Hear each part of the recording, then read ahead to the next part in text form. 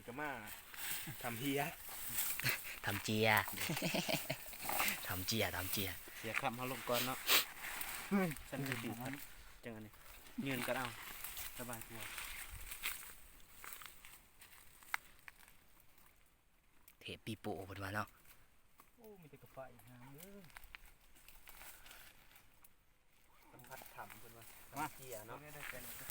ใส่บะหมี่จะจืดแล้วทรงตอนเอาใส่ปะมาใส่เลยเว้ย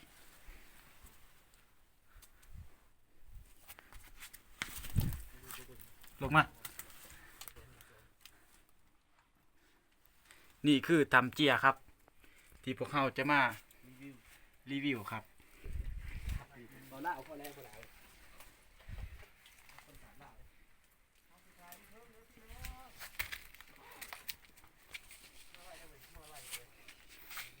โอ้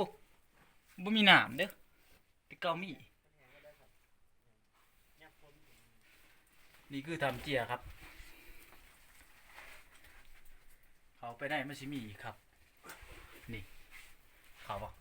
โอ้นี่ทำเจีย ใช่ถัง ก็มาหาที่ ปริญญาขี้ยาเบิ่งดิเต็มเบิด เขียดน้ำกุดตื่นบุแจงก็โค้งกอง มันเข้ามาโค้งครับ โค้งเขาเหนียวมันเห็นนอนผูกนะนี่ได้นี่กวงเขา เขาใช้ทางเขา เขานี่แหละเขาไปเลยอีไหนมันก็สิมี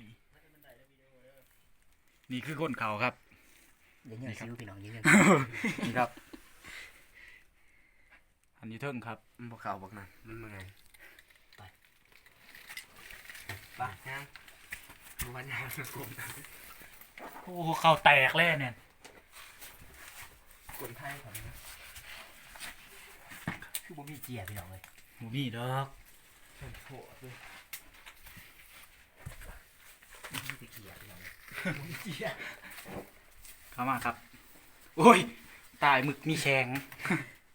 อย่างเงี้ยมาน้อย เดี๋ยวนี้ ตายหน่อย อยากได้หรอเลยถามได้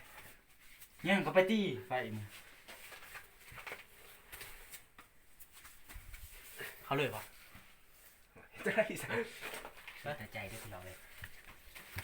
ไว้เถอะเว้ยถามได้ดิ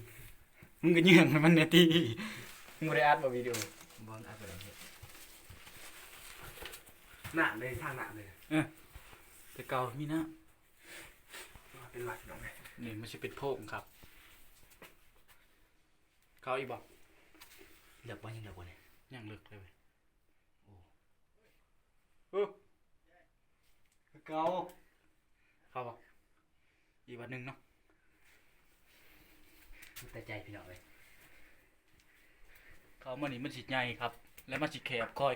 แคบลงครับนี่ครับ ช่างอยู่ โอ้เจียเว้ยนี่เจียเว้ยอุ้ยเฮ้ยมึงเอาหยังมาเนี่ยเว้ย มึงเยอะ เว้ย นี่ นี่ เอาจับเอาตี เนี่ยเรียบร้อยเว้ย มาคุยนี่นะ นี่ อ่ะบอกแค่บอก เอาถึกๆเด้อถึกๆเลยเออ มุนพี่น้องไปเกีย โอ้ยกูจะได้แดกบ้านเนี่ยนี่ ยังใส่เนี่ยยังเกียร์ นี่คือเกีย นี่ครับ เกียร์ ทำเจียพี่น้องเลย เกียร์ ส้มก็ทำเจียขนาดนี้ ยังมึง เฮ้ยยับ เอาคำนี้ บอกกูจะจับเฮ้ย บ่ได้ อย่า เดี๋ยวทำใหม่นี่พลาดไปอีก เฮ้ย นี่ก็ โอเค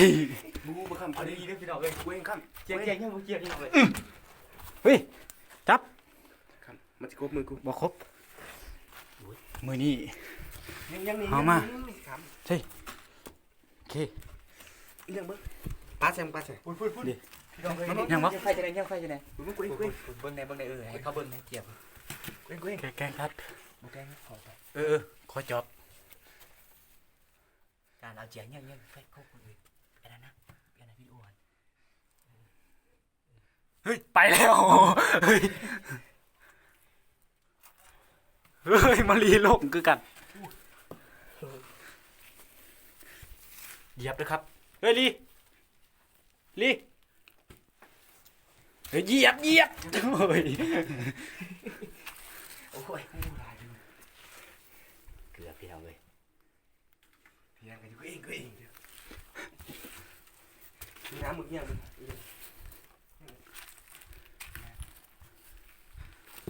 ทานเท้าโอเห็ดพี่น้องเลย โอเค กำลังถือพดใหม่มาได้เลือกกล้องแล้วใบใหม่ได้ทุก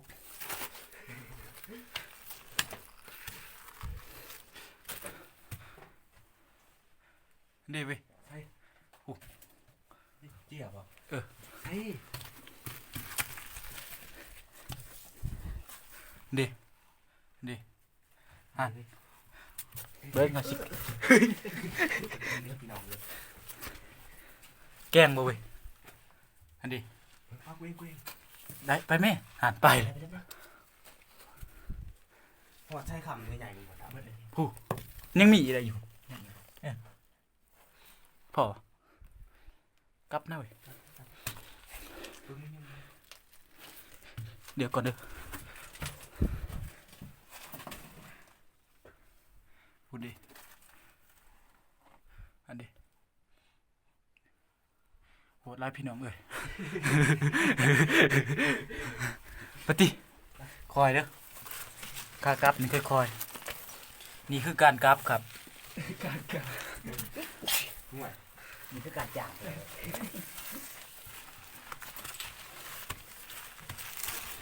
นี่คือทหารครับยางช่องตีน ไม่เจียวหรอปะ ใช่ ที่ใส่นะ เหยียบเด้อเด้นี่มาทัดทุบจุดเป้เฮ้ยตัวนี้ยังเฮ้ย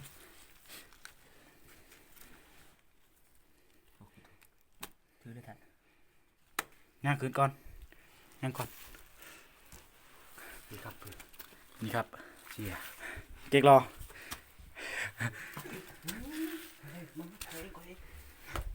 เฮ้ย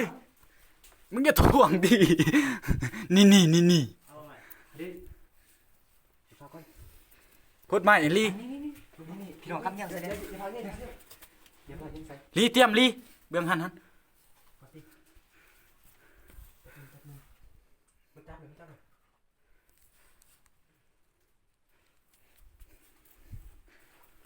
ปอยู่ที่ไหนเรามันบินไปบินมา นี่นะกันหามาอยู่เนาะพูดใหม่หลวดหลวดู